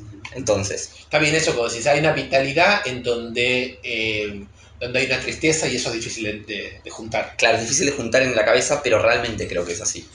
Y creo que en el momento en el que pase el humor social, las pasiones tristes de este lado, Milei pierde. A ver, de vuelta a explicar un poquito mejor esto último. La sociedad está fragmentada. Sí. Hay unas pasiones tristes que se asimilan y con orgullo están de un lado. Los votantes de Milei que se sienten reivindicados con su triunfo. En el momento en que Milei se asume gobierno, toma medidas. Entonces pone a disposición estas pasiones tristes. Porque las está... O sea, ahora es el responsable. Pierde ese poder de asumirse de un lado. está en el medio, es el que rige estas pasiones tristes. Sí. Entonces, Esas masas quedan en disponibilidad. a disponibilidad, a eso voy porque me parece una oportunidad. Entonces, cuando pase el humor social y las pasiones tristes pasen de este lado, es la oportunidad de pensar la potencia, discutirla, politizarlo y hacer algo con eso. Entonces vos estás, lo que estarías diciendo es algo más o menos que ya se empieza a ver, que es qué pasaría en el momento que la propia base electoral de Milei empiece a putear a Milei por estas medidas. ¿Qué pasaría? Y no solo la base, sino cuando el contrario a Milei se asuma con el odio. Ah, ok. ¿Me explico? Como cuando Admitirlo y transitarlo. Y de la izquierda y qué sé yo. Admitirlo y transitarlo, dejar de moralizarlo. Vuelvan a odiar. Volvamos a odiar de verdad, no Milei hijo de puta. Cuando lo dimos a Milei más de lo que lo odiaba Macri. Sí. Y ahí va a haber potencia. Es una La mierda. única duda que yo tengo es si el movimiento que despertó Milei no puede seguir un camino de desensibilización, lo digo con desprecio, ¿no? De Dale. lobotomía, digamos, de identificar el cerebro con una billetera Dale. y generar momentos derechistas cada vez más extremos. Vos te preguntás si los discursos derechistas extremos tradicionales van a superar el hecho de generar esa pasión en sí. Sí. O sea, como que si la consigna mata... Por un tiempo, ¿no? La consigna mata pasión, sería más o menos una cosa así. O la pasión más reaccionaria no tenga como límite el desencanto. Pero la vida de los últimos 4 o 5 años, ¿no fue un poco de identificar billetera con cerebro? Claro, pero en la Digamos. medida en que había un gobierno que es calificado como progresista, se pudo pensar, como muchos lo escribieron, aunque yo no estoy de acuerdo, que había una suerte de derecha revolucionaria. Sí. Cuando la propia derecha, que se Bueno, pero lo presentó- que digo es, el gobierno de Alberto no fue el gran entrenamiento de identificar cabeza y billetera. Digamos, si no ¿Vos nos decís el pasó propio nada más. electorado de Alberto? No, la vida social de estos 4 años, si no nos pasó nada más que cabeza y billetera. La pandemia y después fue la inflación, trabajar más, trabajar menos, ganar un poco más, un poco menos. Sí, pero ¿dónde pones las microcampañas? Digamos, ¿qué te pasó Las socialmente sacando el mundial? Estoy de acuerdo, de la pandemia sobre todo, pero ¿qué fueron las micromilitancias en la campaña? No sé. Micromilitancia, o sea, ¿a qué te referís? La ¿A lo gente de que los salió a trenes, pegar esa clase de cosas? Sí. Fue una reacción moralista ante el fascismo. Pero yo no soy moralista, porque son No, testimonios fue personales genuino, muy pero- fuertes. No dije que no, claro, no dije que no sea genuino. Pero frente a Milei, yo esto que te digo es, lees el protocolo de Bullrich y escuchás a Milei y te das cuenta que tu vida es plata y desde la pandemia es ver poco a la gente, no movilizar, o sea, si yo te digo que aplicás el protocolo de Bullrich y la vida que nos ofrece Milei a los últimos 4 años sí es como vimos. Digamos, nunca nos encontramos con los otros, nos encontramos lo menos posible, no movilizar, no... Vos decís que la individualización que quiere hacer supuestamente Milei Ya no está está, hecha. ya está hecha. La sociedad ya había cambiado, Ya- ahora puso ya el es- candidato adecuado. Claro. Claro, O sea, lejos de haber crisis de representación, la representación se perfeccionó al se punto perfeccionó, sí, que sí, este modo de vida post-pandemia encontró su forma, sí, encontró su lenguaje. sí. Pero Entonces era una causa natural esto nada más, o sea, iba a caer acá. Bueno, tampoco soy tan profético como vos, pero... está bien, pero ocurrió que lo que está ocurriendo es más o menos adecuado a lo que Claro, a se eso voy, o sea, a que lo es que algo, a somos eso, hoy. claro, eso. Sí. Lo que pasa es que a mí me cuesta un poco, estuvimos hablando de la película Magallanes hace un Sí. ratito, ¿no? Dale. La película peruana, en donde la sociedad aparece en una especie de planicie donde cada quien se hace cargo de sus asuntos de una manera muy restringida y la historia está borrada. Dale. Y de repente una circunstancia azarosa hace surgir del fondo una historia que no se había borrado para nada. Historias terribles de opresión, Bueno, de brutalidad. No quiere decir que no haya fondos. Por eso digo, Digamos. yo veo esa micromilitancia que hubo en la campaña como como un pequeños signos Sí. de que acá hay personas que tienen vidas, que tienen memorias, que Sí. tienen historias, Totalmente. que tienen instrumentos, que tienen lenguajes, y que eso en la Argentina muchas veces aparece con una capacidad de ruptura muy grande. A eso voy, a que me cuesta suponer Está que bien, pero- toda la densidad de la realidad se va a poner sobre la superficie fina de la pantalla, como que es lo mismo. No. Pero todos vivimos un retiro político estos años, ¿no? Sí, de acuerdo. O sea, Sí. incluso con las biografías, digamos, nosotros tampoco pusimos nuestras biografías o nuestros intereses en el espacio público este tiempo. ¿Qué sería hoy el espacio público para No, no, este tiempo, en la No, pero calle, tiempo. en la... Pero ¿por qué sí, por qué no? ¿Cuál sería el espacio público? ¿Cuál qué sé yo, la discusión social, ¿no? Está diciendo que nos licuaron el Yo no digo que transitar no haya calle. subsuelo, Claro. digo que nosotros, nosotros, quizá tengo que decir yo. No, a mí me parece que el problema de nosotros ahí está complicado, porque Sí, nosotros sí, sí. individualmente, cada uno podría decir, Bueno, por yo eso, fui por a eso. la marcha tal, yo estuve en el acto Totalmente. tal, yo puse en Facebook no, sabes sé qué cómo, cosa, cómo cada- posteé. No, el problema Sí. es porque en ciertos momentos eso no es parte de una afectividad Eso, colectiva bueno, eso. amplificada, que no depende Eso. solo de lo que hagan los individuos, ¿no? Eso. Entonces ahí te lo tomo. Nosotros como fuerza colectiva, qué sé yo, estamos después de la pandemia, Sí. quedamos muy derrotados. Se lo vio, creo que todos tenemos el registro de cuando le intentaron matar a Cristina, iba a aparecer un tipo de nosotros que no apareció Que del no todo. apareció. Y ahí nos enteramos de algo. Incluso pensando, por ejemplo, en la hija de desaparecidos que habló en el subte. Es una escena única, ¿no? Nunca un hijo desaparecido salía en título propio, Pero por digamos, eso- tan emocionante como extraña el movimiento de derechos humanos.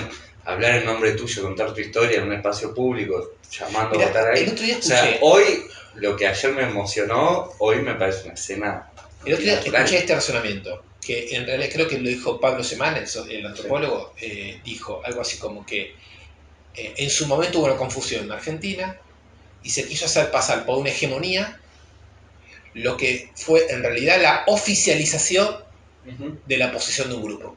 Había un grupo que tenía una posición sobre los derechos humanos, sobre la historia, qué sé yo, que era marginal.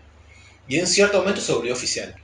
Pero que una cosa se vuelva oficial en las instituciones, que se pueda hablar públicamente, no quiere decir exactamente hegemonía, porque hegemonía hubiera querido decir que del núcleo mismo de la sociedad hubiese una especie de indiscutible consenso intelectual y moral sobre esas cosas. Ujú. Entonces él decía, nunca hubo tanto, nunca hubo tal cosa. Hubo un momento donde ciertas opiniones que habían sido siempre muy marginales o alternativas se volvieron oficiales sin haber construido una hegemonía. Puede ser. Entonces quizás, no, porque lo digo esto porque quizás las micromilitancias vuelven a asumir una realidad, que es que hay ciertas ideas que no fueron nunca hegemónicas, tuvieron fuerza. Incluso si uno escucha a Victoria Villarruel, o escuchado, porque ya no habla más, pero ¿cuánto cambia con el prólogo de Nunca Más? Lo que nosotros decíamos defender el pacto democrático. Pero bueno, un pacto se enuncia una vez que ya está roto, digamos. A ver, Nunca, lo entendí de Villarroel, que es lo que que decía. lo que dice Villarroel de los dos bandos, todo eso, y nosotros decíamos, se rompe el pacto democrático. Pero ¿quién dijo el pacto democrático era el que nosotros decíamos? Si el pacto democrático es Nunca Más, calza perfecto con lo que dijo Villarroel. Pues sí que O sea, Villarroel juegan esa lógica. El mismo Claro, 85 calza perfecto también con... Sí. ¿Sabes que no con termino de Villarroel. entender qué es lo que calza bien de Villarroel? Como que juegan la lógica. Si el pacto democrático es el nunca más y el memoria, verdad y justicia, hablar desde el otro lado, pero con la lógica y coherencia de eso, no El está Nunca lejos Más de la- Sábato calza Claro. muy bien con lo que dice Villarroel. ¿En qué punto? Y en que hubo dos violencias, que las dos Ah. merecen una justicia. Si nosotros llamamos a eso pacto democrático, digamos que Victoria Villarroel incluso no rompe Yo nada. tengo la impresión que lo que en su momento Cristina llamó pacto democrático es a que no se pueden, por ejemplo, matar a dirigentes políticos. Bueno, Creo que se refería sobre todo a eso. ¿No? Go- O sea, que todos los que no puede ser, por ejemplo, que la actual ministra de Defensa no haya condenado el intento de matar a la prensa Burch, o que la familia del actual ministro de Economía nunca haya podido aclarar por qué le estaba dando guita a los que le intentaron Yo creo matar. que nos estamos reparando igual en cosas que en lo palpable no son. O sea, a ver. Voy a decir algo que no pensé. Para el grueso social es muchísimo más importante que no se haya roto la ciudad en el mundial a que no se haya roto la ciudad por Cristina. Es muchísimo más importante. Porque en el mundial estaban dadas las condiciones para que se destruya todo. El mismo gobierno de mierda de Alberto, la misma inflación, nada más que un año antes, todo exactamente el mismo clima social del orto, diciembre, para que se rompa todo, con la diferencia de que no había una enemiga que podía ser Cristina, porque hay una parte social que la puede odiar. O sea, era hegemónico. Todos estábamos en la calle todos festejábamos por Todos algo, pertenecíamos. todos pertenecíamos y teníamos la impunidad de hacerlo. Era el momento para romper todo, que rompamos todo en la calle porque hay un gobierno de mierda al mismo tiempo que festejamos. Y no lo hicimos. ¿Cómo lees eso? Porque yo lo puedo leer, ¿no? Yo lo puedo leer de más de una manera. ¿Qué ves ahí? ¿Qué lees ahí? Yo veo primero que eso lo capitalizó Milei, obviamente, y que primer síntoma de que los cuadros políticos no importan. No importan. No Cristina, los cuadros políticos no importan. Es la imagen de Milei que no saluda a Guado de Pedro en el aeropuerto, digamos, y los jugadores que no quieren ir a verlo a Alberto Fernández, digamos, festejar a la Argentina a espaldas de la política. Claro. Entonces, en ese aspecto es mucho más síntoma social lo del Mundial que lo de Cristina. Para mí. En el Mundial se tendría que haber roto todo. Así como dije, con Cristina la Cámpora tendría que haber roto todo. En el Mundial todos tendrían que haber roto todo. Salvo que el Mundial ya estuviese, como decís vos, sacudiéndose encima de la política y anunciando algo que iba para otro lado. Por eso, ya estaba anunciando sí. Algo muy... Pero ahí no había odio ahí. No. A ver, justamente no se habló de ese odio. En ese momento era más importante la fiesta, ¿no? Pero la fiesta tiene que decantar en algo, siempre. Y que el clima social no se haya regido por la mierda que estábamos viviendo y el Mundial haya tapado eso, me parece lamentable. Esa es la no politización de... No, está claro que de la eso no sociedad. fue una escena de politización convencional para nosotros y que todavía no está tan claro de leer. Incluso uno podría decir, bueno, quizás tenía una lógica tan deportiva. Ahí había rencor. ¿Cómo? Ahí había rencor, había pasividad, había rencor. Y después de eso alguien leyó muy bien y lo transformó en odio. Que fue... De todas maneras, sabes que la palabra rencor, que la usa el ruso para hablar justamente de causa parcial. Claro. Y más específicamente de vos. Rencoroso. No, claro, pero yo creo que la usa de otra manera. Lo usa como que hay una especie de distancia que podés tomar frente a la realidad tal como viene, porque tenés una experiencia que se llama rencor, pero que sería una forma de conocimiento más bien lúcida, que te permite no adherir inmediatamente a discursos políticamente correctos, que te permite desconfiar, que te permite, digamos, poner una duda más o una distancia más en donde no la habría.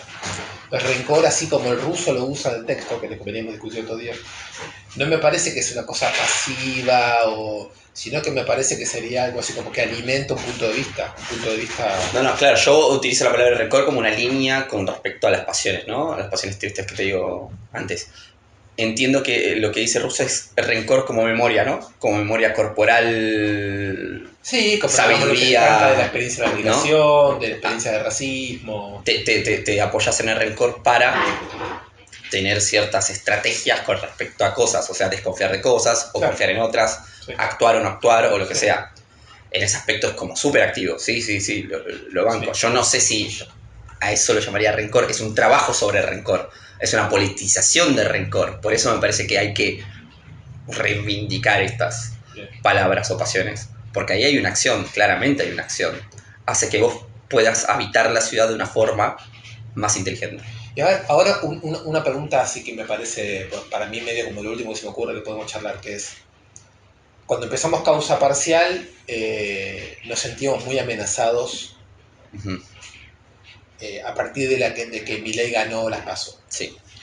Yo pienso que después fuimos viendo que la amenaza no era solo Milei, sino que era una transformación de la sociedad que no sabíamos leer. Dale. Que habían pasado después de la pandemia muchas cosas que no sabíamos leer y que no era solamente el hecho de que iba a ganar un gobierno de derecha, sino que no sabíamos exactamente en qué nos habíamos convertido, en qué se había convertido esta sociedad y qué podíamos esperar, ¿no? Con lo cual es una idea de amenaza que me parece que todavía, digamos, sigue ahí, porque todavía hoy no entendemos hasta dónde se puede avanzar con la expropiación económica, hasta dónde puede o no puede haber una violencia muy brutal sobre la gente, sobre nosotros, no lo sabemos, ¿no? Pero vos, ¿qué pensás de eso? ¿Cómo está la situación de amenaza? ¿Vos sentís todavía esa situación de amenaza? Sí. Es latente porque nos dimos cuenta que no es Milei la amenaza en sí, sino la voluntad de autodestrucción social que tenemos. Y en ese aspecto es más terrorífico. Porque como te dije antes, estamos dispuestos a poner cuerpo, cosa para que destruyan a alguien o lo que sea. Y no lo digo moralmente, o sea, no lo digo porque esté mal destruir a alguien, pero hay un cuerpo o un colectivo de cuerpos que van a padecerlo, que casi siempre somos los mismos. Y a mí me parece muy amenazante eso.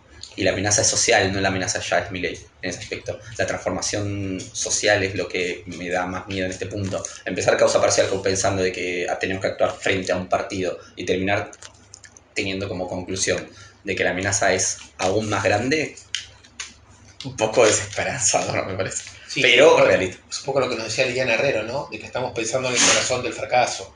Desde el corazón de nuestro caso. Pero no como un fracaso que nos deja pensar, sino como un lugar desde el cual se puede No, pensar. claro. Desde para mí Es fundamental. es clave. Y creo que ahí está la politización de esas clases de fracaso, odio, tenemos que pensar desde. Porque si no, no... Es un desde que también es negriano. Negri también. Negri, claro. Sí, Es un lugar desde el cual sí, se piensa claro. con sus pasiones y sus... Sí.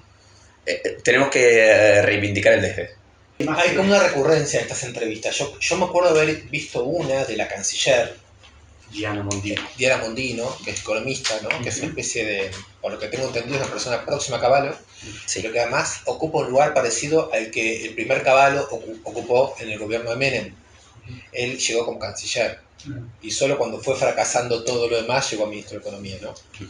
Es una persona que podría quizás hacer ese recorrido y que además habla mucho con Cavallo.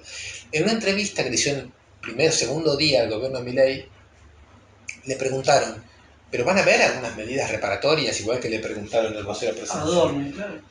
¿Va a haber algún tipo de...? Porque si suben tanto los precios, ¿la gente qué tiene que hacer? Y entonces ella miraba como con la mirada de qué pregunta desubicada si nosotros somos el libre mercado.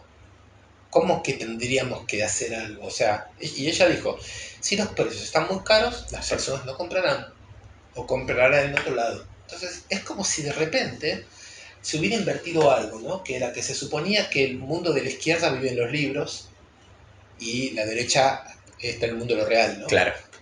Ahora pareciera como que ellos viven una ficción de libros, están con leyendo a Adam Smith, tienen un modelo, ¿no?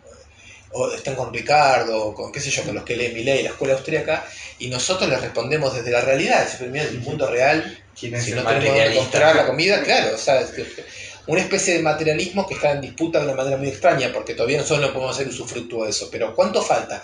Sí, este tipo, salvo que ellos intenten mostrar que este modo que ellos tienen de mirar ingenuamente respecto de, pero ¿por qué nosotros tendríamos que ocuparnos de que usted tenga para comer? ¿Qué tiene que ver?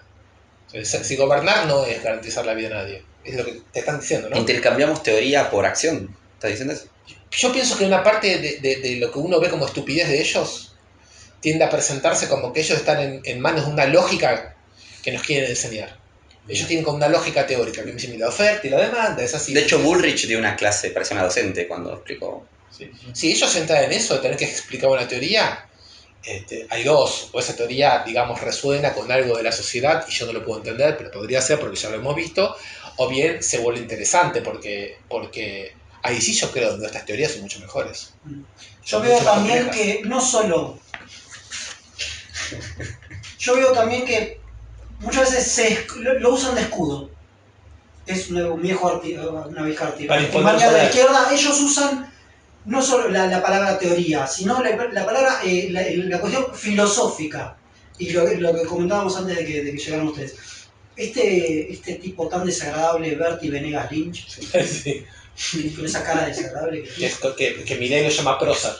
No, A su al abuelo. padre de Ah, o al ok. abuelo. Ah, ese claro, él cabrón me se llama corrigió que era el hijo, Este de ser Venegas Son Lynch, tres yo generaciones. no sé. Son tres generaciones. Bien. El más joven, el que tiene más cara de empresario radio o algo así. El tipo cuando habla es muy cancherito, pero en la medida en que lo van llevando a una en entrevistas de los más bondadosas, en La Nación Más y demás, cuando le quieren poner algo de realidad a lo que el tipo está diciendo, el tipo dice, no, disculpen, yo hablo desde un punto de vista filosófico, del liberalismo, y no sé qué. Y me parece que lo ponen, la idea de teoría y la idea de filosofía, lo ponen como una especie de escudo de no sé qué botón hay que apretar para esto. Sí. Pero yo sé que... En la teoría es esto, claro. Me sé que la definición Sí, es sí, esta, con los no órganos sabría, hicieron lo mismo. no sabría de qué se trata. Sí. Con el mercado Pero- de órganos, yo entonces usan yo hablo desde el punto de vista filosófico, no me pidan que haga nada. Pero Caputo, para justificar el ajuste, habla de la escena doméstica, Pero si eso, vos sos una pero, casa. bueno, por eso, y pero bla, Caputo bla. está quizás más vinculado, tiene esta experiencia real del macrismo, pero estos Mondino, Venegas, Lynch, y mismo la imagen que propone Milei, que es, en definitiva, es un idealista, ¿no? Y un idealista muy chato. ¿Vos crees que la refutación y el poder contestar preguntas desde la teoría es un vaciamiento? Es un escudito. Es un escudito. Es un escudo que encima es muy chiquito, es muy... No sé, a Milei el liberalismo es la razón de su vida. Y siempre transita la misma frase pavota de Venegas, Lynch, hijo. Lo que antes era un que es capital el- en Milei que te dé como herramientas para discutir, ¿no? Por eso, Ahora se convirtió como en un era la única escudo frase y que había. cada vez tienes más Lo chiquito. mismo, lo mismo pasa, que es como arrancamos, con el judaísmo. Me parecen son la mística de Milei, y siempre cita la misma frase. Sí, Tiene como que es una muy frase pobre. para O sea, cada una de las cosas más importantes y trascendentes de su vida, tiene una sola frase. Es un peligro eso para ellos. Es un escudo muy chiquito. pero a ver, Por eso. sobre eso a mí se me ocurre esto. Por un lado que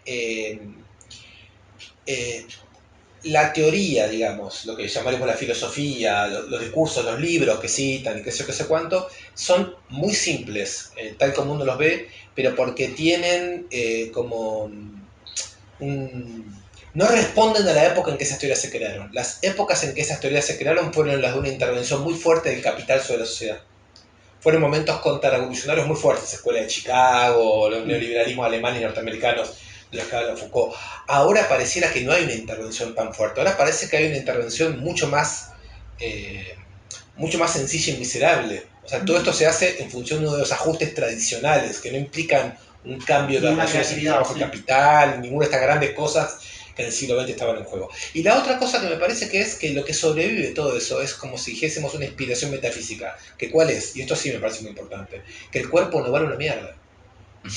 Que el cuerpo de las personas no vale nada. Por eso digo Sí. que esas No, teorías por son eso digo mejores. también que Milei es un idealista, ¿no? Que son idealistas. Lo que pasa es que son idealistas con discursos... En detrimento del cuerpo, ¿no? con un discurso de la materia, porque lo que ellos hablan todo el tiempo es del goce de consumir, del dinero, hablan de esas cosas, que digamos es la versión burguesa de la materia. Mientras que el tipo de materialismo nuestro es a recomponer, pero es un materialismo de los afectos, de la complejidad, de los cuerpos, de la... Pero que hablen desde el idealismo ahora hace justamente eso, de que desprendieron pasiones y están a disposición. Están desde el idealismo, están desde la teoría. Ahí hay una oportunidad. Ahí hay una oportunidad. Ahí hay una oportunidad. Bien. Yo creo que si hemos extraído una oportunidad de todo esto, Claro, era todo depresión acá, ¿no? sí, aclarar un poquito más para que no se nos vaya esta oportunidad. Como... Que si solamente son teóricos e idealistas y están en una posición en la que ahora tendrían que actuar, Ahora Está- se va a mostrar su fragilidad. sería. exactamente, y hay una oportunidad porque pierden la dosis que tenían desde la teoría y la inacción y ponen a disposición cosas. Digamos, esta articulación de ajuste y represión, que todavía no es visto así, pero que quizás en poco tiempo se empieza a mostrar como lo único tiempo a Tenés que empezar. actuar, antes ellos no reprimían, van a tener que hacerlo. Al mismo tiempo, esto fue uno de los picos de esta semana, la conferencia de Bullrich, que es muy temeraria, ¿no? Infunde mucho terror, pero también peca de este idealismo. En el esquema como planteó el protocolo es inaplicable. Inaplicable desde lo que charlamos, desde, bueno, ¿qué pasa ahora? En diciembre, enero se corta la luz 3 días y acá tenemos cerca de la avenida Rivadavia los vecinos de Caballito que van a salir a protestar. Rosa lo ridículo, ¿Qué pero hace Bullrich? ¿Los barre de un plumazo? Tengo una impresión de que hay algo de fantochán todo eso, ¿no? Porque por un lado inmediatamente el gobierno de Ciudad de Buenos Aires sale a decir, nosotros en la Ciudad de Buenos Aires no vamos a aplicar lo que ella dice. O sea que lo que ella dice queda solamente restringido a jurisdicción federal, con lo cual que serían monumentos, algunos edificios públicos, algunas rutas, digamos, pero hay algo también más fantoche cuando ella dice que le va a cobrar Sí, sí. lo que cuesta la represión No, sí, al obvio. reprimido. No, y aparte, tener que decir que sos duro y vas a ser mano dura, ya te hace menos mano dura. Claro. A mí cuando ella dijo que iba a cobrar la represión, me pasó lo mismo cuando estábamos hablando antes del absurdo de los signos en la plaza de Milei, que podría haber una estrella, Claro. una esvástica, pero no, hay que cambiarla porque ya no va. Me parece ridículo porque, digamos, si yo hubiera sido un periodista, estoy en la conferencia de prensa, quizás lo primero que yo le hubiera preguntado, discúlpeme, ¿le van a dar crédito a las organizaciones sociales para que puedan pagar? Y en ese caso, ¿se puede elegir la complejidad y el costo de la Claro. represión? Porque quizás mi organización no da para garpar una represión con caballos, y menos con hidrante. Entonces te pido, por favor, una represión que mi grupo pueda pagar. O sea, inmediatamente te lleva a un nivel de Negociar ridículo. paritaria de deber por marchas, o sea, no tiene sentido, ¿no? Realmente sí, es absurdo. Y al mismo tiempo, Bullrich como ministra mató y defendió públicamente el hecho de que el funcionario público armado es alguien que está en función de la propiedad y que el Estado se funda en eso. Entonces, entre la fatochada, entre el hecho de que como políticas de seguridad suelen ser pésimas las que ella pone en juego y que mata, ¿qué decanta todo esto? Entre lo fantoche, entre la amenaza real y la ineficacia para manejar el aparato del Estado. O sea, de estas tres cosas, ¿qué decanta? No, es caos. Y caos no. Es difícil de entender si estamos ante una élite consistente o estamos ante una fantochada que hace uso de cosas muy delicadas porque hay mucho poder en juego, ¿no? No, y también da miedo el creer que por ahí estamos sobreestimando una maquinaria que por ahí no existe. Hay algo de eso, ¿no? Que por momentos sentís que sobreestimás, por momentos que subestimás. Hay muchos momentos de subestimar y muchos momentos de sobreestimar, entonces estás como muy perdido, ¿no? Sí. Es duro eso, sí. ¿No? A mí eso me pone más duro. Lo otro que no hablamos es la frase no hay plata. De plata. Que vos decías, hay mucha plata y todo esto que hablábamos al principio. Pero es el mercado, o sea, está perfectamente resumido en la remera. Creo que es muy obscenamente buena. Buena porque, ¿cómo la lees vos? ¿Qué entendés? Cuando si no hay plata, ¿qué pensás? Hay remeras. Que cuando el marketing en el mercado asimila frases o eslóganes de lucha, da un paso adelante. Vos ves la operación de apropiarse de una frase que volver a la consigna. Y una frase mucha potencia. que todos podríamos decir tranquilamente, de tu propia economía, por eso, o de la casa, por eso o homogeniza hijos, tanto. No hay plata para por eso ir al homogeniza cine. Tanto. Voy a decir algo que no sé si después lo va a tener que editar porque esto es peligroso lo que estoy haciendo decir, pero es similar a Ni Una Menos. ¿En qué sentido? El Ni Una Menos lo que hace es que lo pueda decir una mina de derecha, una mina de izquierda, homogeniza, en el sentido que es algo que se pone como consigna para todos. Transversaliza, asimilándose marketineramente, porque es algo de marketing. Pero espera. Y es algo de mercado también. Entiendo eso, pero Pablo, no termino de entender esto. Si yo digo Ni Una Menos, lo que se traduce en fórmula es que no quiero que vuelvan a matar mujeres de esa manera, que no quiero feminicidios. Pero si yo digo no hay plata, ¿qué estoy diciendo? ¿Qué estoy proponiendo? ¿Qué estoy queriendo? Creo que, o sea, no estoy juzgando la lucha en sí que represente. Estoy no diciendo la lectura que hace genial. Entendí. A vos lo que te parece fascinante es cómo una frase se convierte en consigna. Y cómo esa consigna puede circular. Yo creo cualquiera. Repito, para mí es al revés. Es una frase que todos usamos Eso. Y que ahora pasa a consigna, y Ni Una Menos es una consigna que todos pasamos a usar. Pero es el mismo Nadie tránsito. había dicho Ni Una Menos antes. Pero es un tránsito. No hay plata, es una frase que puedo decir yo si me decís comamos de la noche. Está, pero me ¿Qué cuesta produce pensar esa frase? ¿Qué tiene esa frase para convertirse en, digamos, no tengo el un motivo de lucha? Sí. Para mí admite un rol perdedor que hace que te puedas aliar con los que no tenemos plata. Con los que no tenemos, no sé si representa solo plata, no tenemos algo. Desposeídos en general. Y te hace aliarte con algo, y en ese aspecto es individualizantemente colectivo. Pero digo, no es una lucha, no quiere nada, no pide nada. No es exigencia, no es demanda. No es demanda, pero sí es identitario. A mí es parte de las cosas que yo no puedo entender. ¿Cómo se le puede aplaudir a un presidente algo que ya no tiene nada que ver con reconocer una demanda ni con dar un beneficio? Es un registro de verdad. Es como sinceramos que no hay plata, ese sería el video. Se festeja la idea de que yo podría pensarlo así. Si me dicen que no hay plata es muy distinto que me digan plan platita. Sería como la otra parte, ¿no? ¿Qué sería platita? Sería no hay nada que me hacen creer que sí. En vez de anunciar medidas sociales para tratar de solventar el hecho de no tener plata, te dice directamente no hay plata. Uno Claro. resume a eso. Pero esto quiere decir, no me manipula, Claro. no me engaña. Y ese es un triunfo. Ese es un triunfo en ese aspecto. El discurso de Milei es bastante claro. No le puedes objetar muchas cosas, pero Se asimila Está cuando, parejo. ¿te acordás que al comienzo del macrismo estaba esa idea de que estábamos bien, pero era ficticio? claro, Con los últimos años del kirchnerismo, el comienzo del macrismo era, Sincerar. estábamos bien, pero era mentira. Y hay que sincerar. Ahora sinceramos. Bueno, hay un orden similar en ese No hay plata, es nos salimos de esta ficción que nos da la maquinita de imprimir pesos. Sí, sí. Sí, sí, sí. Se acabó la máquina manipuladora de ilusiones. Eso al mismo tiempo no propone ninguna respuesta, no propone ninguna solución a nada, y tampoco veo que más allá, porque ni la conferencia de Te vamos a cagar a palo de Bullrich, nadie está proponiendo una solución a nadie. Pero estaríamos en una situación en que lo único que Lo único que tenemos vamos a de hacer manera es masiva que decir es odiamos a la política, odiamos a los políticos, odiamos los artificios y nada más. y no queremos que nos mientan, algo así. Por eso, Sí. odiamos a los mentirosos, a los manipuladores, a los políticos y nada más. O sea, no se abre ninguna conversación a partir de eso. Es basta. ¿Y Llegó cuánto hasta acá. tiempo un gobierno puede sostenerse en ese esquema? A mí sería qué efectivo que es un gobierno que puede mantener una población que no le demanda nada.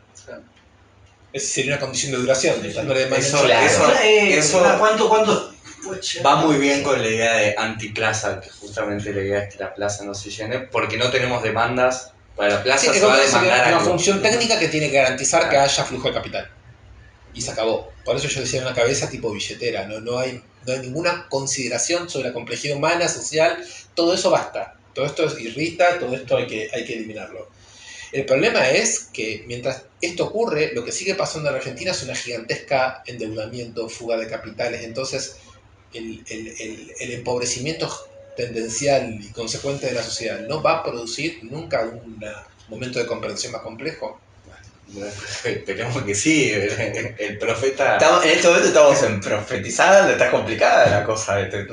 ¿Cómo? Quizá dura Es 2 meses. es otro precio. ¿Alguna cosita más que quieras que...? Si quieren rebelión, ¿Cómo? no sé.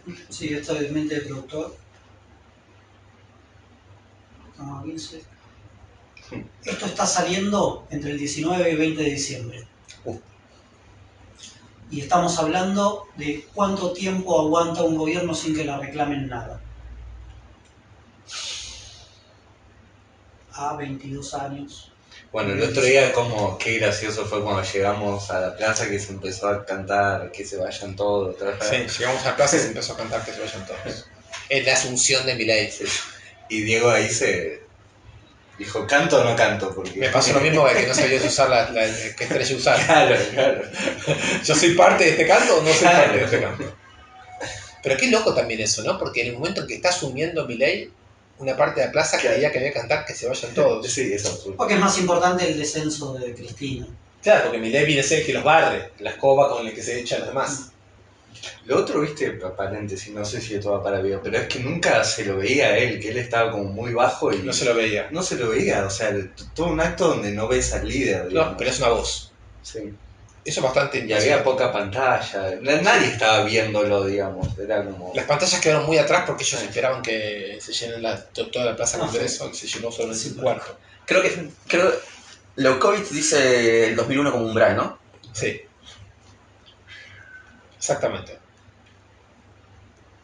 Creo que realmente tenía razón, que era un umbral y que es algo pensable y que hay que repensar, pero estamos muy cerca de... Te digo lo que estoy viendo, esto no sé. Estamos muy cerca de una romantización del 2001 que hay que divorciar, ¿Una romantización por izquierda o por derecha? Decís? por izquierda. que hay que divorciarse el 2001 en ese aspecto A ver cómo y sería. cruzar el umbral que dice Lefkowitz. Hay una voluntad militante progre de que se dé en 2001 y no es lo aspirable, me parece. Sí, yo creo que hay que romper todo, sí, o sea, es medio contradictorio lo que estoy diciendo, Sí. pero no como un 2001, no hay que esperar el 2001, me parece, hay que pensarlo el 2001 ya fue, hay que divorciarse, pensarlo y ir para adelante.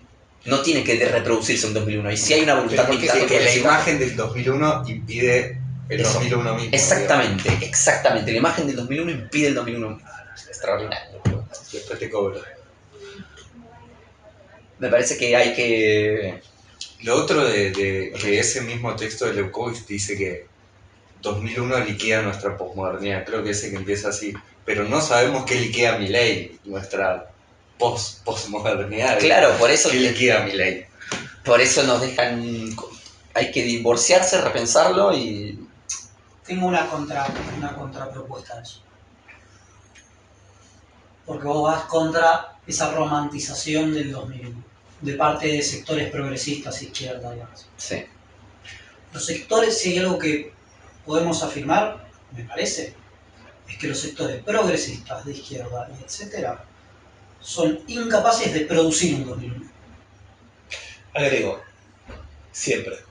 O por lo menos del 76 para acá, porque el 2001 Tampoco lo a mi fueron, modo de claro. ver, no lo produjo la izquierda. ¿Estamos de acuerdo? No, por eso, no es una producción de parte de la política. Pero es lo que aspiran ser. O sea, creen que lo pueden hacer. Ya, pero bueno, me parece que de eso hay que... Bien. Hay que arrebatarles el 2001. Hay que desembarazarse de eso. Hablemos un poco de eso que están diciendo. O sea, la idea de desromantizar el 2001 con la intervención de Sebas, pregunto, ¿podría ser lo siguiente? El 2001 no fue una insurrección de izquierda. Para nada. Esa sería la imagen distorsionada.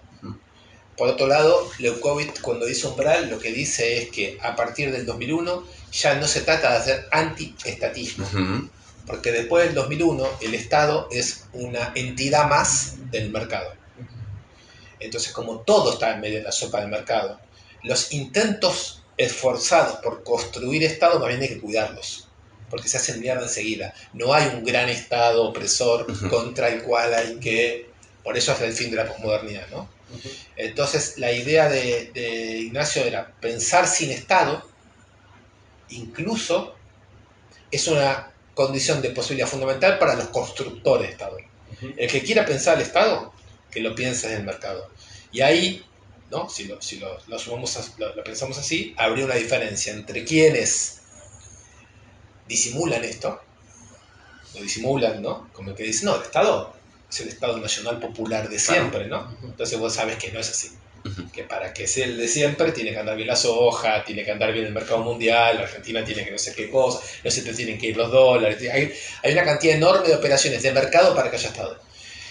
Y una persona como Milei que podría navegar con mucha comodidad en la idea de que el Estado simplemente es una cosa muy mínima para garantizar cosas muy mínimas, ¿no? Entonces creo que por ahí la pregunta que a nosotros todo el tiempo nos agobia es, ¿pero qué mierda sería una suerte de izquierda? No importa el nombre. El nombre izquierda se sabe, en Argentina no es el nombre. Una suerte de izquierda que sepa crear momentos de bienestar popular, de inteligencia popular, de mejoramiento del mundo popular, sin estar preso de esas categorías como Estado, 2001, izquierda mismo, ¿sí? Que tenga la capacidad de hacer surgir los momentos colectivos de lo que ocurre y no de fantasmagorías, digamos, como decimos al comienzo. Tenemos los fantasmas y tenemos la contemporánea. Sí. Bueno, y hemos vuelto. ¿Dónde empezamos? Es un loop.